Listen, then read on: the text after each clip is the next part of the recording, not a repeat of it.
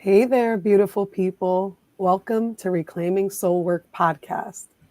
We are so glad that you are here. Make sure to give us a thumbs up and subscribe to our channel. By doing so, you'll help amazing folks like you find us. And we really want to continue to grow our spiritual therapist and practitioner space so that more folks committed to helping Black QT plus folks heal can find us. But we can't do it without your support. So thank you for being in community. Thank you for watching this episode. Thank you for every thumbs up, every subscription. All of this really helps us spread this work.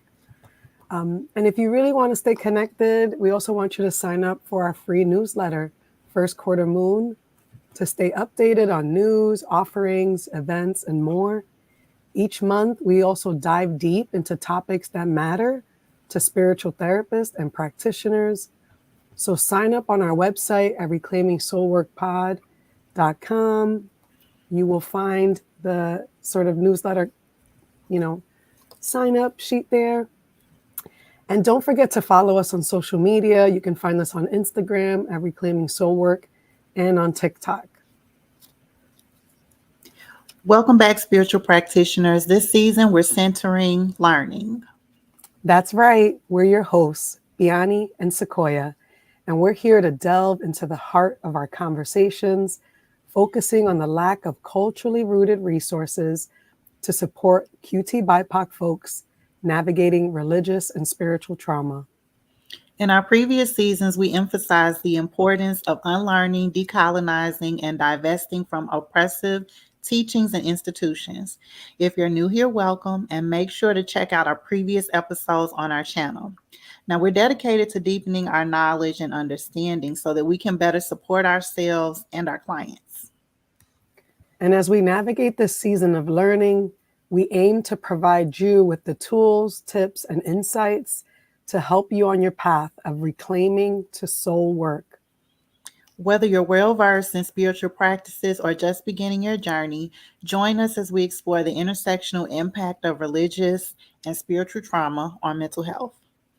So sit back, relax, maybe get your tea, get your incense, get yourself ready to elevate your understanding of mental health and spiritual well-being as we embark on this season of learning. Let's get started. I like this way you said, get your tea. Get your tea, because I got my tea. Okay? I realize I need my tea every time we get together, literally. Yeah. I love how we have incorporated that into even our events, folks making sure that they have their tea. So I'm so glad to hear that tonight. Yes. So y'all,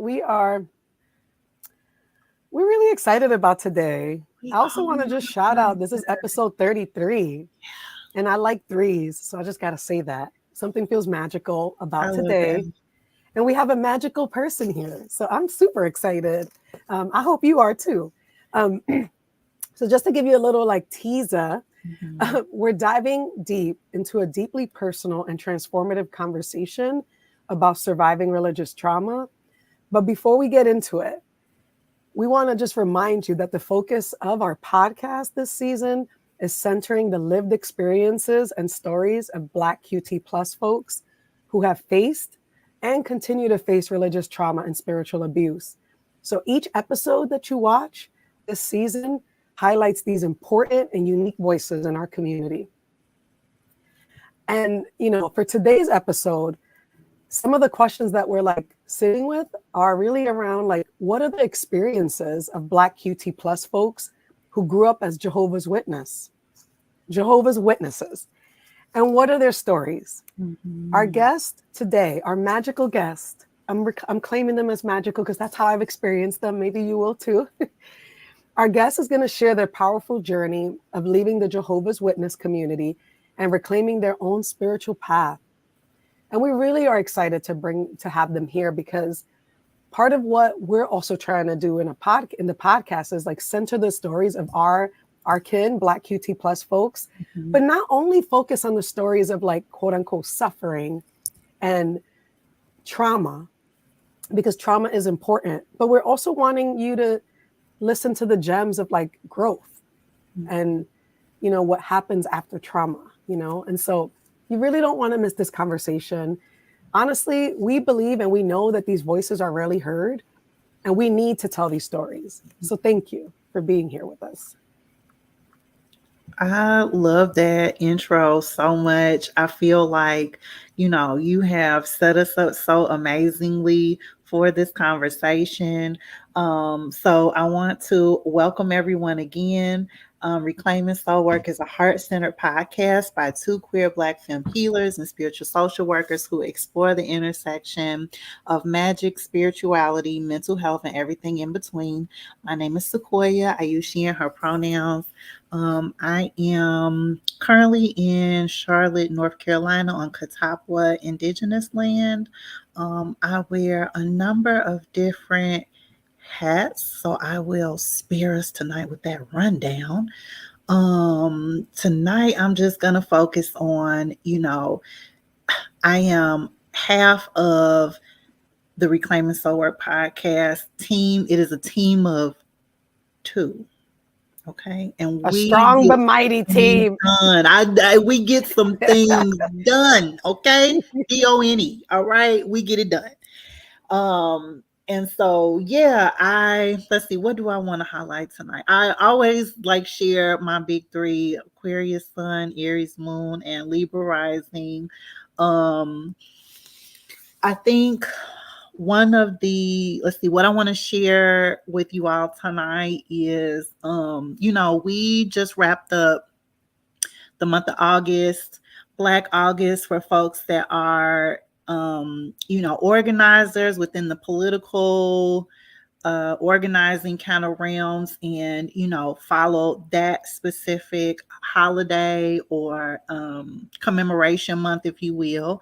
And I remembered a haiku that I wrote last year for Black August, and so was thinking about how influential poetry has been for me, just in general. And so I went through all of my books and pulled out all of my poetry books, and I picked up this one as a reminder. I got this for a birthday gift a few years ago from someone that I am no longer in relationship, but greatly appreciated this gift then and still do now. And it is a book of poetry.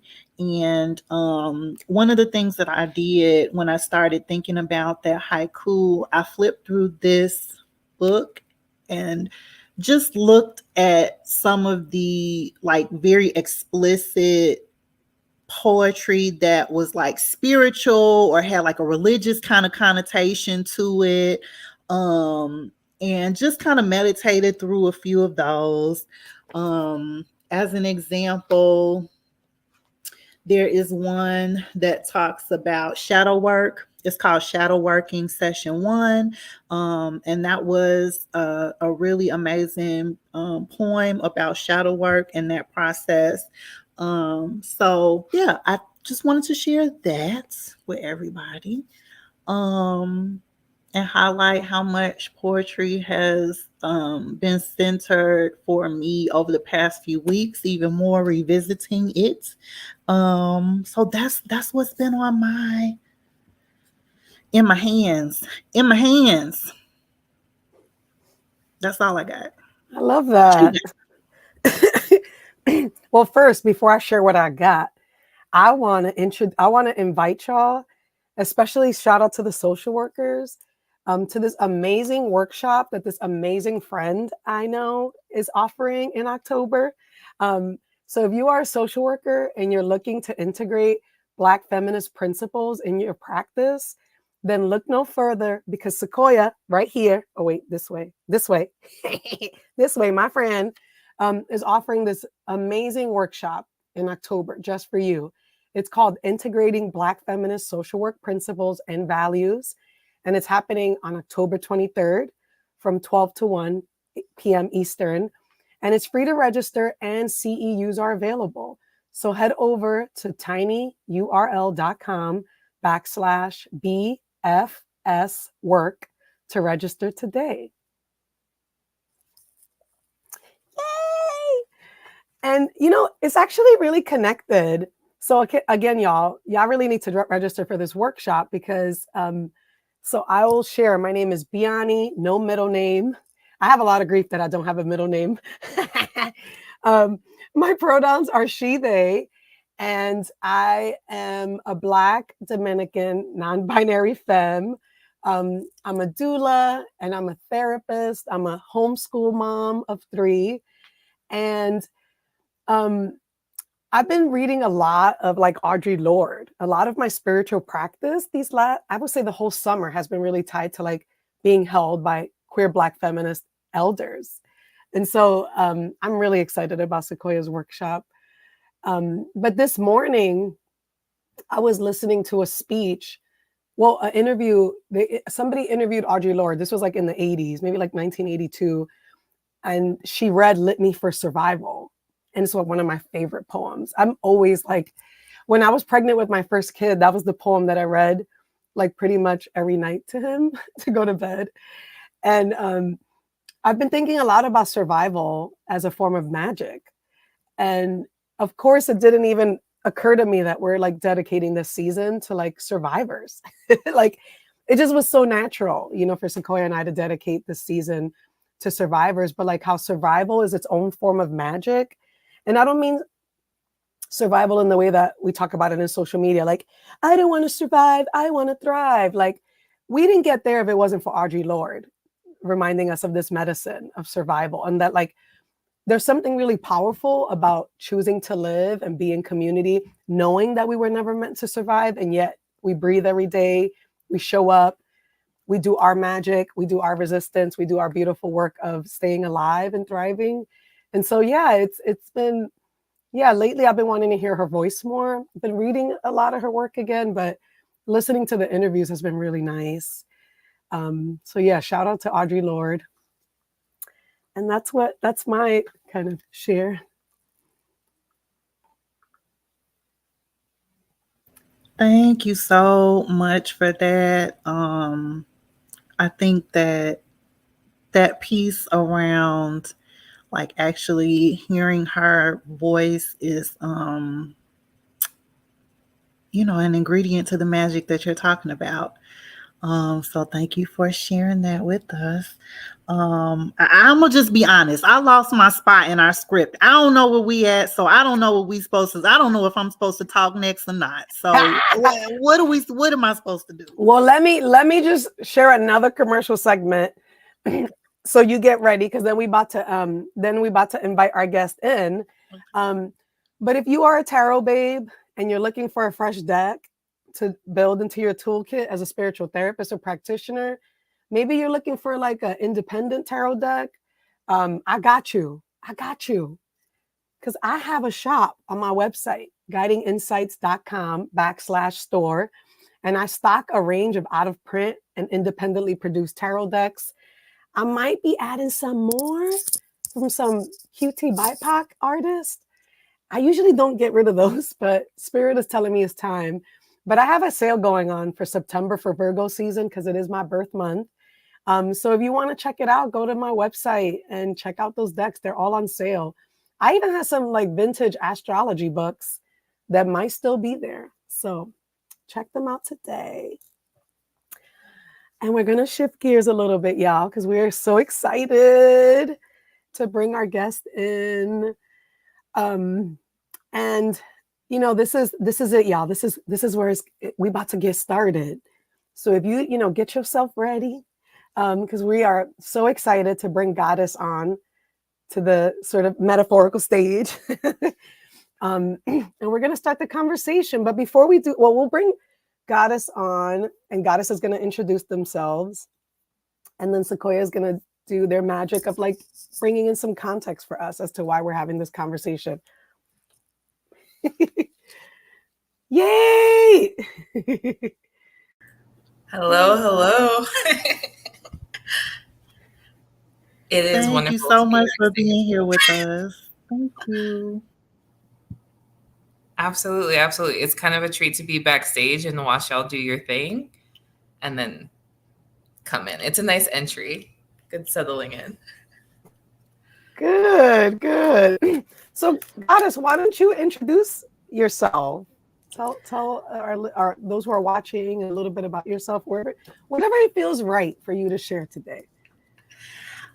Sure. My name is Goddess. My pronouns are they, them. I'm the proud Momo of Sunseed community, where it's a practice in collective healing. And a little bit about me. I currently reside on the sacred lands of the Cheyenne, Arapaho, and Ute Nations, what we now call Aurora, Colorado. My fur baby is curled up next to me in this particular area. I can also share my big three. So Aquarius sun, Gemini rising, Aries moon. And I'm going to leave it at that because we're going to get into a lot of things about me and my childhood going forward. I feel like that's enough. How do we do? That's hilarious. But anyway, I'm gonna let Sequoia talk. I'm like, no, because I know what you're gonna say. I know it's gonna be about the Aries moon connection. So Goddess, I don't know if you know, but there is another Black queer spiritual practitioner who's also an Aries moon that we had on here. Her name is Yujo. And there is something very interesting about the Reclaiming Soul Work podcast pipeline, the Aries moon connection. Okay. There's a pipeline there. I want to hear more. We must be getting ready for war, okay? The Aries moons must be collecting for some reason, like we're gathering together for some reason, okay? I believe something is happening. I'm here for it. Okay. I love it. I love it. Thank you so much for sharing all of that with us, Goddess. And hello, Max, darling, in the background. I hope you're doing okay, sweetheart. I would love to, just get more into, what has brought us to this conversation. I was trying to think about the first time that we met, Goddess. I know that stare off is exactly where I was at too. I'm like, I don't remember exactly how we got connected. I think it was through the Queering Spirituality Summit that I was collaborating on with like some other folks. And then you reached out to me and I think we had like a virtual like hear something, and then it just grew from there. That is it. That's it. Yes. I randomly emailed you and was like, what was your involvement with this event? It sounded really cool. Is it still happening? Can we be friends? Yes. Yeah. I'm glad you did. It worked out. That is exactly what happened a few years ago. And then since then, we just stayed in community with each other, have attempted to, collaborate on different things. Goddess is supporting my work in so many different ways. And, mutually, reciprocal related to that. And here we are. And so here we are. And I would love to continue to highlight, just the amazing work and offerings that you have for the community, but we'll get to that more towards the end. Because even in us getting to know each other, I did not know that there was this Jehovah's Witness background. And so I would love to hear more about, like what did that mean for you at one point in your life? And kind of how we've gotten here to this conversation. Absolutely. And feel free to say all the different ways folks say being a Jehovah's Witness. Like, if you're in the cult, there's a specific way you say it, but we know that everyone says it differently. Okay, so where do I begin? So I was born a Jehovah's Witness, meaning both of my parents were Jehovah's Witnesses, and my father passed in December. But my mom is still a Jehovah's Witness, and some of my family are. So that's something also I'm holding, is that I still have loved ones that are still a part of the congregations. And yeah, so my experiences will be very different from theirs. Um, and so yeah, I was born a Jehovah's Witness. I was the little kid knocking on your door. I was very actively participating, which means like, so like the church is called a congregation, and there's different like congregations. And so at my congregation, I was giving talks, or not giving talks, sorry, women, femmes cannot give talks, which we can get into. But I was like giving demonstrations of how to talk to other, basically proselytize with other folks. I was commenting, meaning like raising your hand and like giving my interpretation of what we were reading that week. So I was really in it, and I was really invested. And it was a part of not only how I like understood like divinity, but also community. It's a very close knit group of people.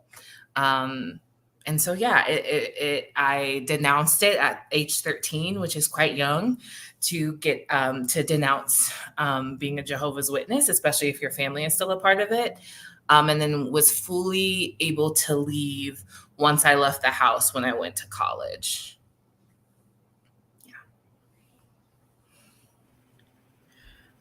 I would love to hear more about, and please, you know, you can offer what you are comfortable with sharing. Like, how was that? Like, looking back now to denouncing at 13 and then fully being able to withdraw in a way that aligned more for you.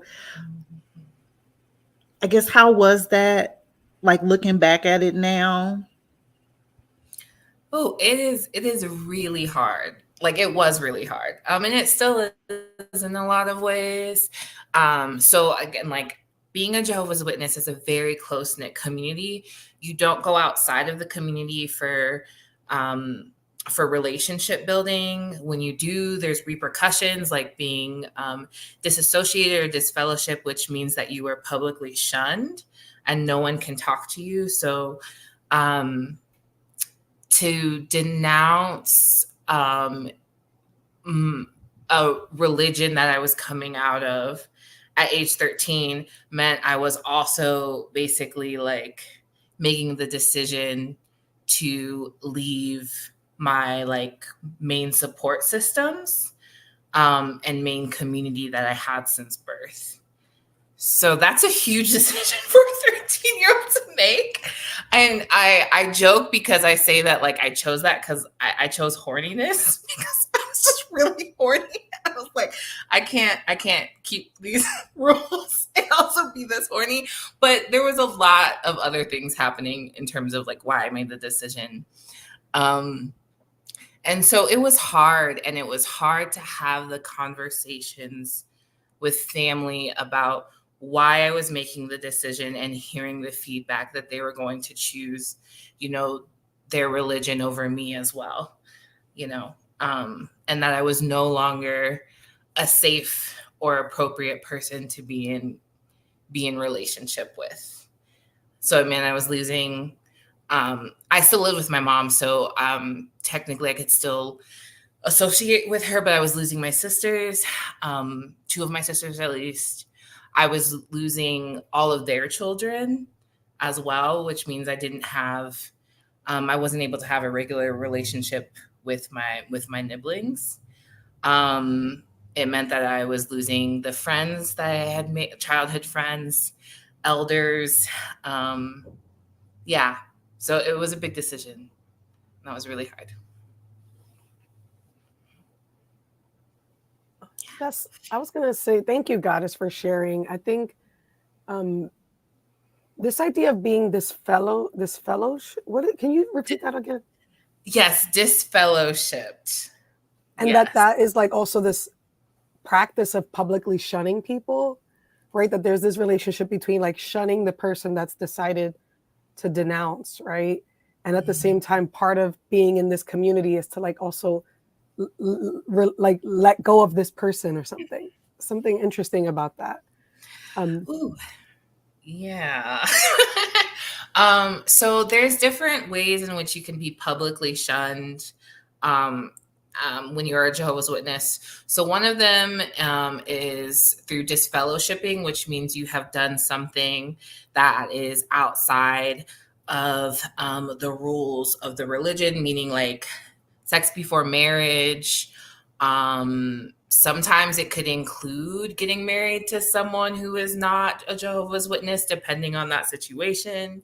There's definitely different ways in which you can become disfellowshipped, but it's a way of punishing someone for doing something that is outside of the rules or normal practices within the religion, while also like if it also is like if they're not repentant and show like grievous remorse, and also keeping them away from their community. So disfellowshipping, like you're not allowed to talk to anyone and no one can talk to you. So you can still come to the meetings and like go to the congregation, but you can't talk to anyone and they have to act like you're not there.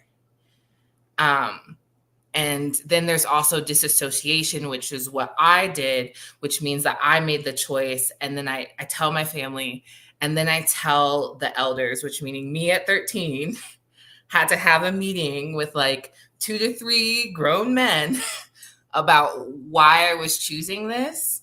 I don't think a parent was there. And maybe I had the option to have one there, but at the time I didn't have a relationship with my father and my mom was disfellowshipped. And then they announce it at a meeting. So I was in the room at a meeting with all of my Jehovah's Witness community, and they're like, Dead Name has chosen to not be associated with Jehovah's Witnesses. And then like they all turn to you and like, so that like, yeah, there's this thing around making sure that people know that you are harm to the community. Yes, thank you, Joe. It is wild AF. So yeah, there's they say it's for everyone's protection, because you are now what they call like a stumbling block. And can pull someone else out of the religion or cause someone else to do something against the rules. I just want to say that I'm thinking about your 13-year-old self right now and feeling so much pride and like admiration for them, and that the courage to choose your horniness, to choose like, and I want to talk about this kind of relationship, because I'm seeing that as like a decolonization journey of like choosing yourself, choosing your desires, right? And but I'm grateful for your 13-year-old self and the courage that it took. Yeah, from what I know about some Jehovah's Witnesses that were disfellowshipped, I know somebody who grew a beard and was disfellowshipped. I know somebody else who wore pants and was publicly shunned. When I was growing up, a friend of mine wore pants and was publicly shunned, and she continued to go because she was trying to get back into the congregation. And there's something really powerful about, we've talked about denouncing on the podcast and how Christianity has this practice of like where people are denouncing Greeks, denouncing, as a way to like be in like kind of like reverence to their Christianity. But what I'm holding here is that denouncing here is like a very radical act, like for you, like a radical act of like choosing yourself. And so I just wanted to say that out loud. And I want to hear a little bit more about choosing your horniness and how that is tied to your decolonization journey. Oh, Thank you so much for that. My 13-year-old self was like, yes, that one sees it. Thank you. Okay, so choosing self. It was, there were several decisions that I've made throughout my life as I'm trying to decolonize my brain and unbrainwash myself from being a Jehovah's Witness and having certain beliefs, where I've had to make multiple decisions around like the biggest sin, quote unquote, I can ever commit is to not go with what my heart is telling me. And I think that that was part of my decision at 13. I was also just like very like, I'm a very determined person. And so I think that that was part of it. It was also what I came to when I decided to like date the first femme I ever dated, was like how can the biggest sin I could ever create is going against my heart. And I think whoever God is, however they show up, would want me to go with my heart. And so that's a huge part of choosing myself.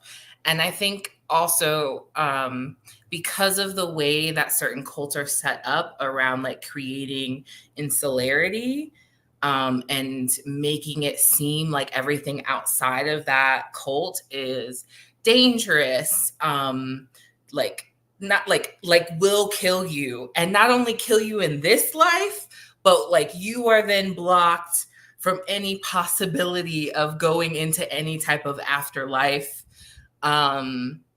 And the ways that that's said in both and like practice means that you have to take a huge leap of faith that you are going to be okay and get the supports you need when you leave.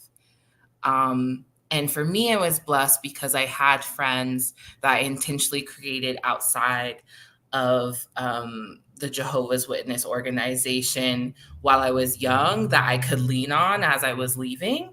But that's not the case for everyone. And when a lot of folks leave, it's almost like being completely raw in the world.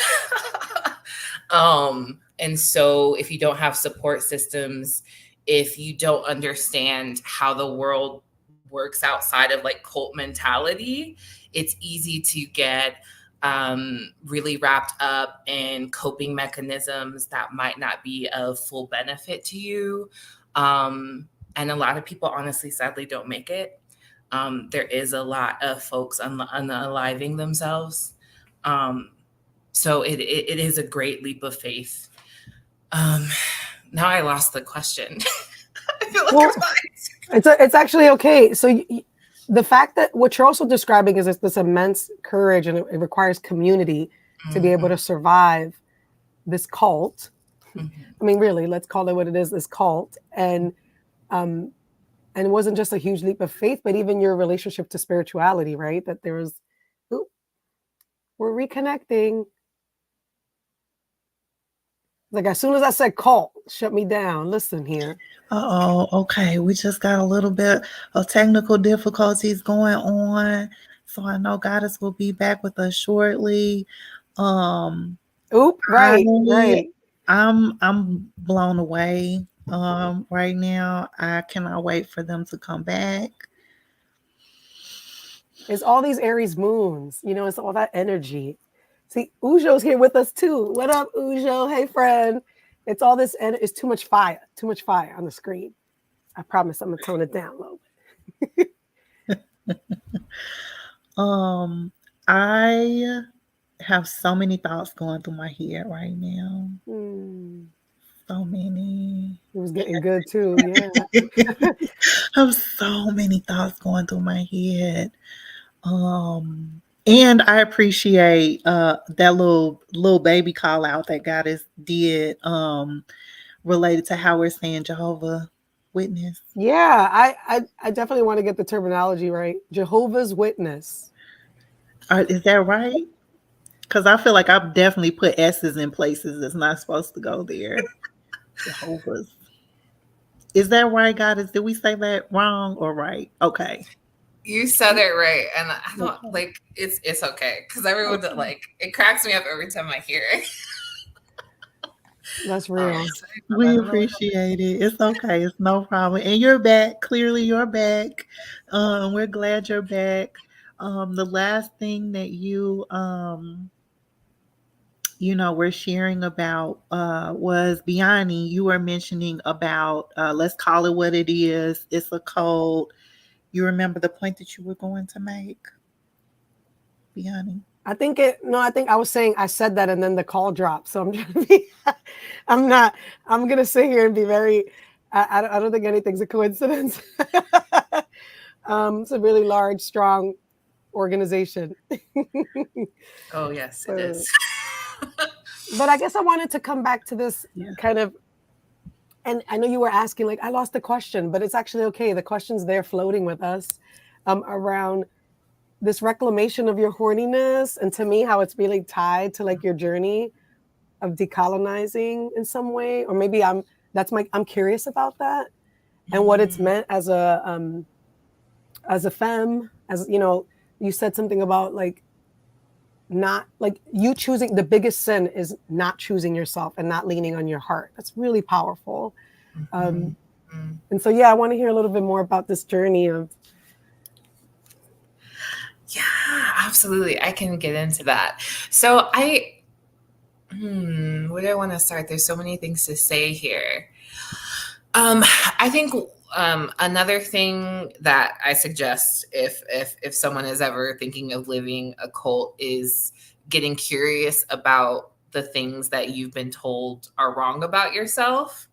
And that's what I had to do. So a lot of my work throughout the years has been decolonizing my ideas around shame, unworthiness, this strange attachment I have to my gods, the all being a redeemer for me, or like my only source of like getting to a sense of like divinity. Um, and so when I think about like, being a horny 13-year-old, and now being like slightly less horny, but still quite playful 31-year-olds, it really was about like getting curious about what are my desires? Like, what have I sensed but been afraid to ask questions about, to tap into, because it wasn't something that I was supposed to be curious about. And so that meant like exploring what I'm into sexually, what I'm into in terms of like what I want to learn and what I'm allowing myself to like receive and give. And there's a lot of, how do I put? It was an exercise in surrendering in a way that I could not do as a Jehovah's Witness. And it's also been a practice in like learning how to articulate my needs and wants, and also being able to see and hear that from others, because boundaries look different also when you are in a cult. And so that's also something very important to explore and figure out. And it definitely was the truth for me.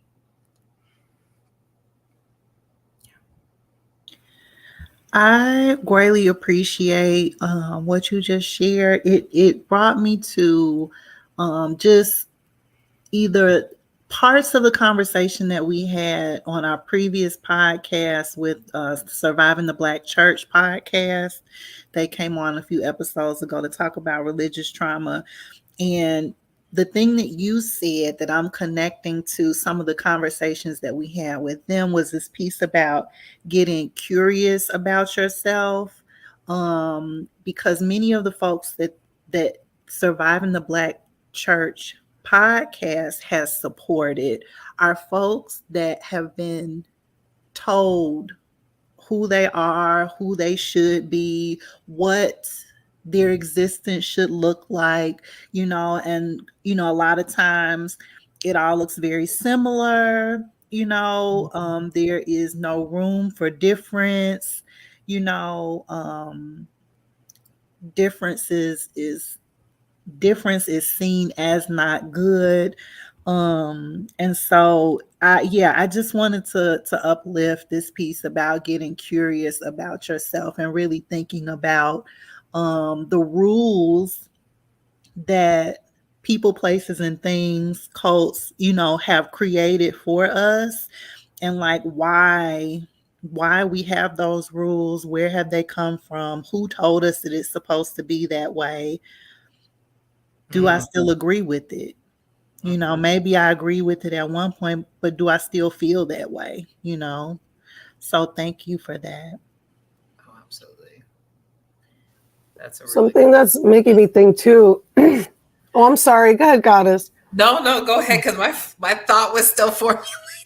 Well, I guess one of the themes that I've been like really staying with this season for our guest is that a core kind of component to this is like the grief, and that there is part of like recovery and growing after religious trauma and spiritual abuse is like being in relationship to your grief.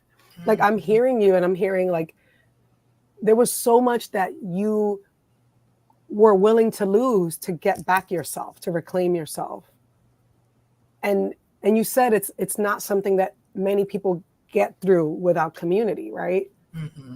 And the level of despair and like the mental health dilemmas and challenges and crises.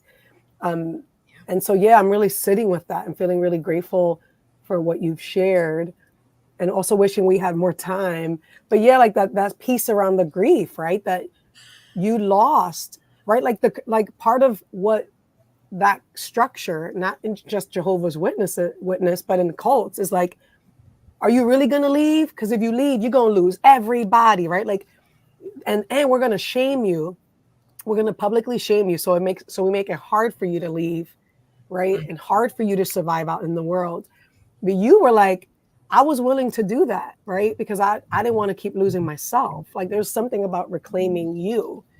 And yeah, I know we're laughing, like, but horniness, yes, like to reclaim the 13-year-old self, the youth, the young person who was like, I got desires, I'm horny, I want this, I want what I want, right? Let me want what I want. I'm not a sinner for wanting what I want, right? And I also want to hold the numbers that you were 13 and now you're 31.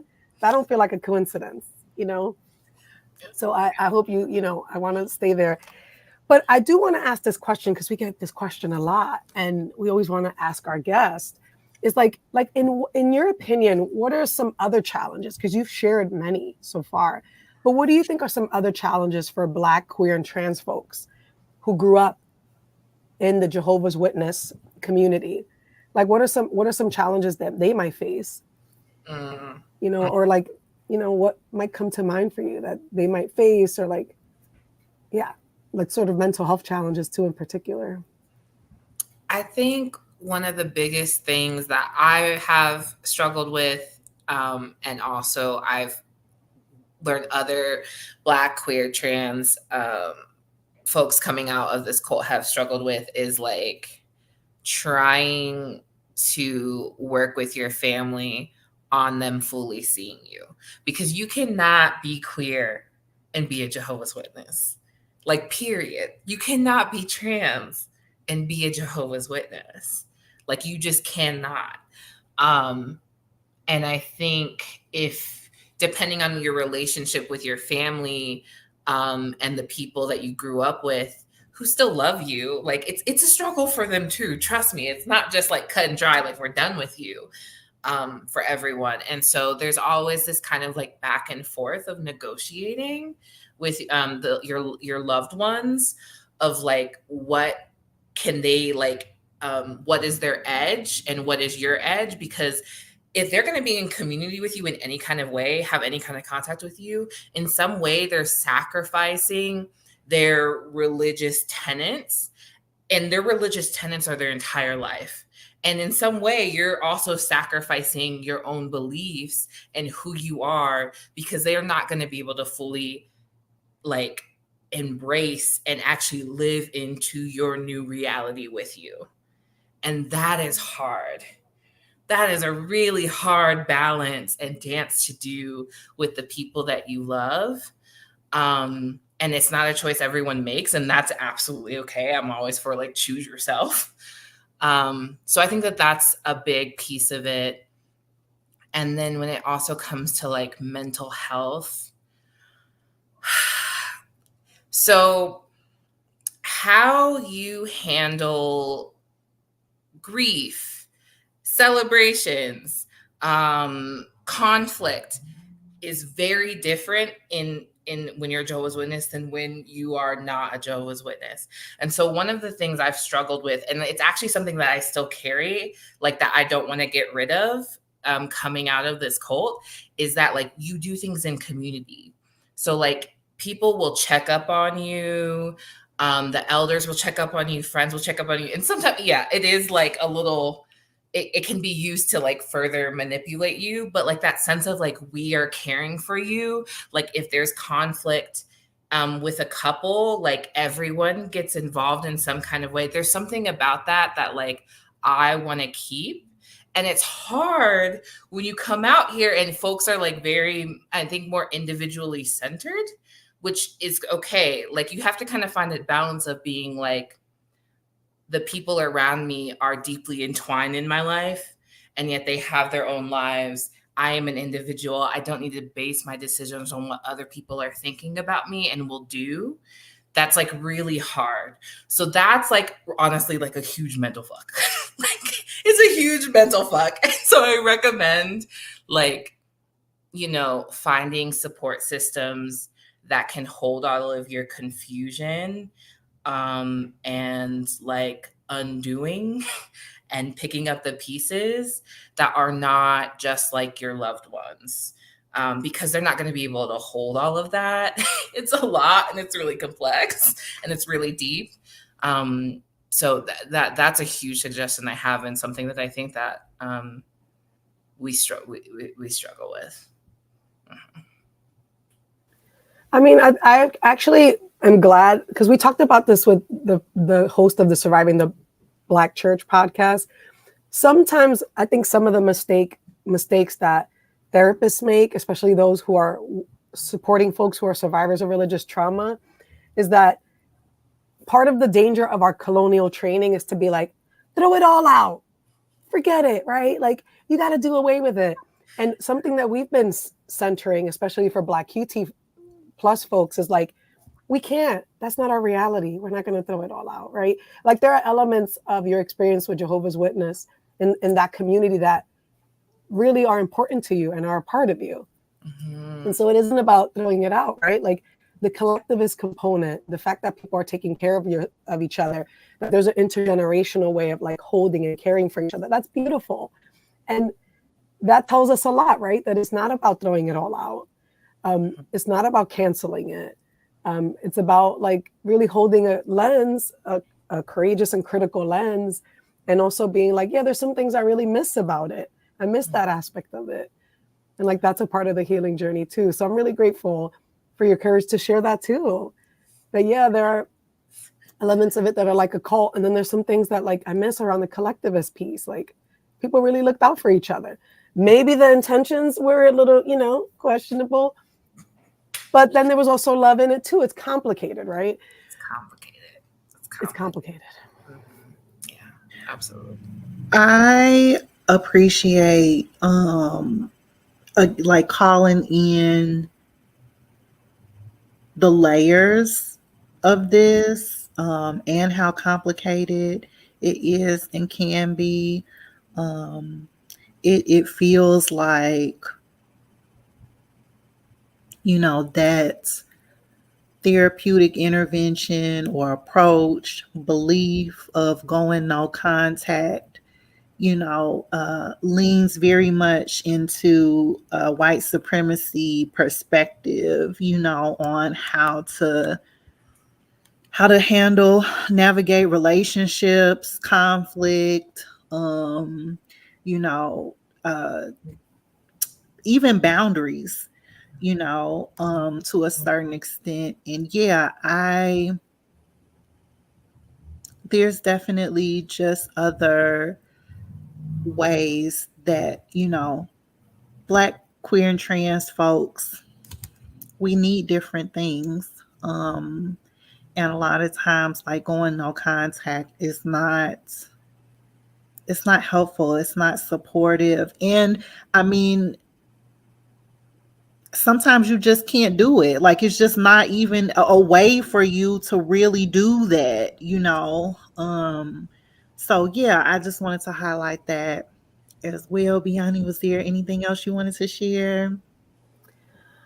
Oh, I mean, I was curious. Maybe we might. Maybe this is a part 2 thing, but I'm really curious about. One of the things that's coming to mind too is how secretive and mysterious Jehovah's Witness. And so I just want to say I have so much gratitude for your courage, because I know folks who are Jehovah's Witnesses that I don't talk to anymore because they got deep in it and then our relationship changed. But there's always this mystery to it. Like, you couldn't ask questions. You couldn't the only time I ever engaged with somebody was if they were knocking on my door and doing like their kind of, part of their service. I've gotten, actually, recently I got a letter from a Jehovah's Witness, I think, who heard of this podcast and was saying that I was going to hell because I'm queer. I remember getting that letter. It was like this Latinx woman, and I had to read it like, oh, wait, she's a Jehovah's Witness.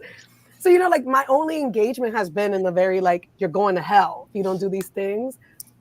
And so I don't mean it in a kind of, but that's just been my experience. Especially Latinx communities. Like, there's a lot of, like, either Jehovah's Witness or, like, staunch Pentecostal, and there's, like, really rigid, woosah. But I guess to my point is, like, what's up with the mystery? Why is it so secretive? God is like, what's that about? You want the tea. I want the tea.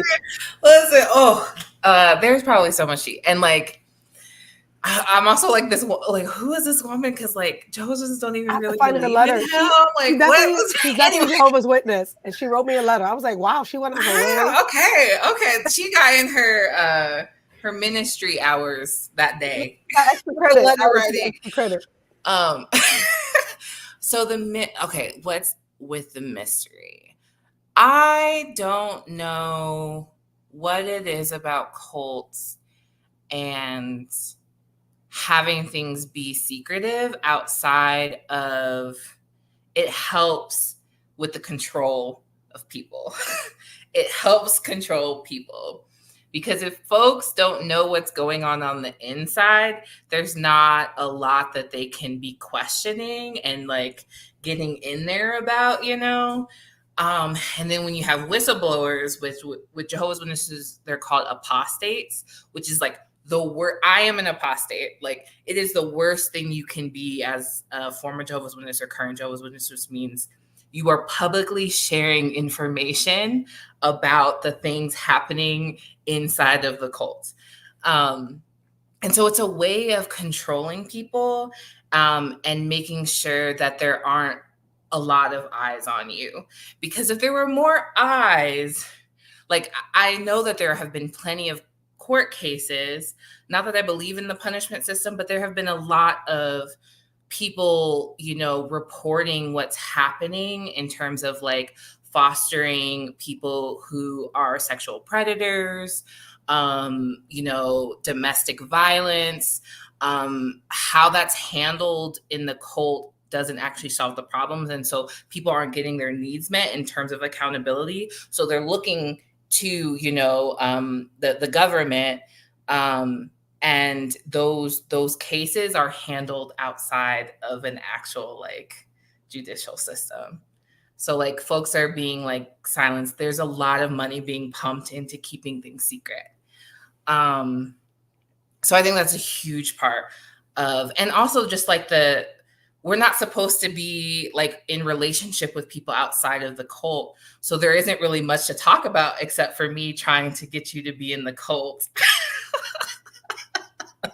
So I think that that's also a piece. And I will say that, like, it's not black and white. Like, I know of plenty of Jehovah's Witnesses who have relationships with people who are not Jehovah's Witnesses.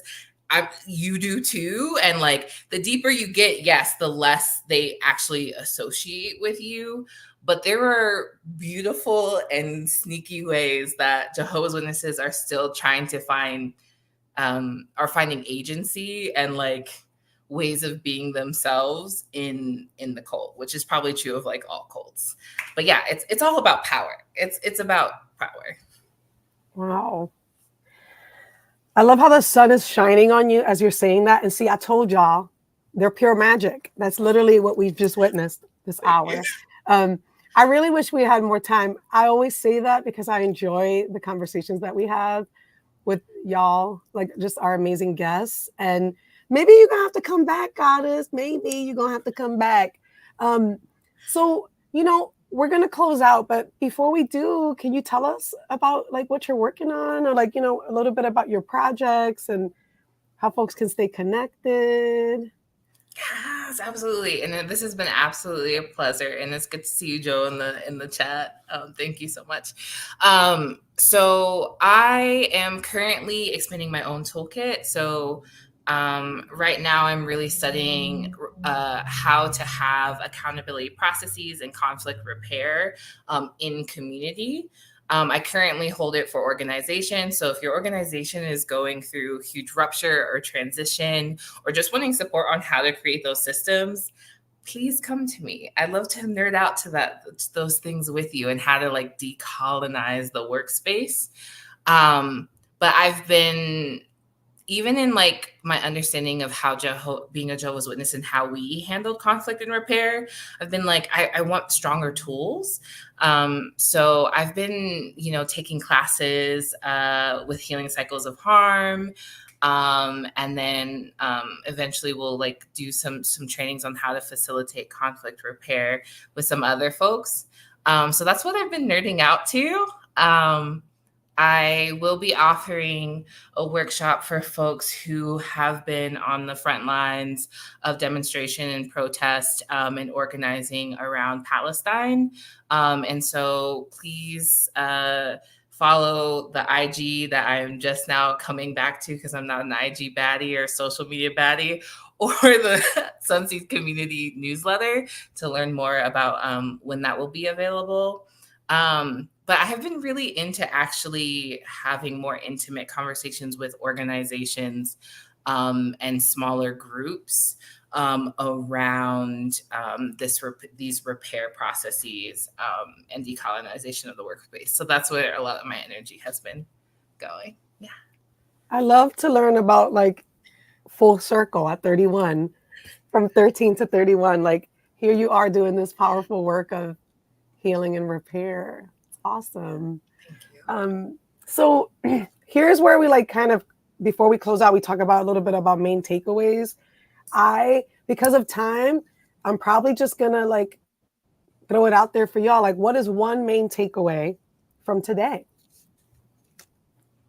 I can hop in. My main takeaway is I want to thank the folks who were here in the comment section on YouTube. I also want to thank the folks that I have been chatting with in the comment section that's watching us right now on Instagram. Thank you so much, folks. Biani and Goddess unfortunately can't see the comments on Instagram.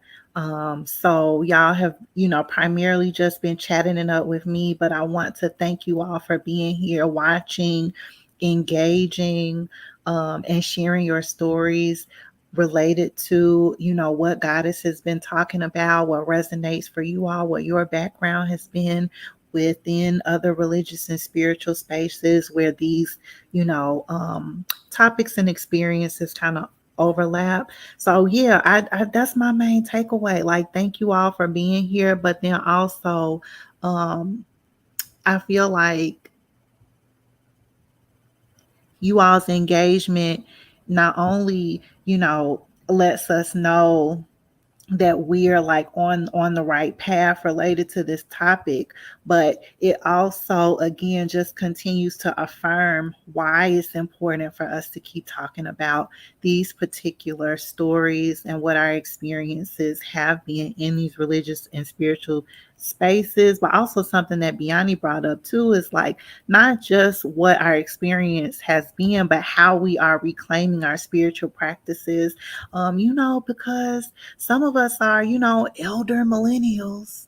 And so we are practicing, elders in training. So we got to pass these things down. So thank you all for being a part of that. I love that. Yes. And I'm going to get into these chats like later, see what people are saying. I think my main takeaway is the power of saying things and sharing your story, because I'm sure in the chat on IG and even with what Ujo's writing and like other folks on YouTube, like there's resonance there, and people are like, I knew someone who was like, a part of that cult, and this is their experience or my experience being in relationship with them. And so the more we talk about things, I think the more things will come to light and the more we have opportunities to be seen. And so that's what my takeaway is. So thank you so much for this entire series and your podcast, because that is definitely what it's doing. Heart emoji. So you're gonna have to come back, Goddess. I'm sorry. That's it. It's done. We're gonna have to figure something out. There's so many main takeaways, but I think I wanna say I'm really grateful to each of you all and everybody who's been tuning in on IG as well as on YouTube. And for us, it's like we want to center the voices of Black QT folks, and it's just nice to be in community with people who really get it and are committed to that. So yeah, we want to be the elders for our queer babies, like this is the work, like this is like ancestral healing work. So I'm really grateful for y'all and having these really courageous conversations. And we ain't really make a plug-in yet, but if you really enjoyed this episode, make sure you click like, subscribe to our channel, send this episode to somebody that you feel like might resonate with it. So many people resonated with it right now, and there might be people coming to mind for you. Share this episode with them. Follow the podcast. Stay connected with us on socials. Sign up for our newsletter, First Quarter Moon. All the information is going to be in the description. But really stay connected with us, because we're really trying to build the spiritual practitioner and healing community, because we really are about really centering the lived experiences of Black QT folks who are survivors of religious trauma and spiritual abuse. We are coming back in 2 weeks for our next episode, and you don't really want to miss it. We're going to continue to share experiences of religious trauma. And yeah, subscribe to the YouTube channel, sign up for notifications, sign up for our newsletter. And y'all, thank you so much for being here with us. We'll see you next time. Thank you, everyone. Thank you, Biani, for wrapping all that up for us. Yeah, no, I'm ready to wrap it up. Thank you, everybody. Bye.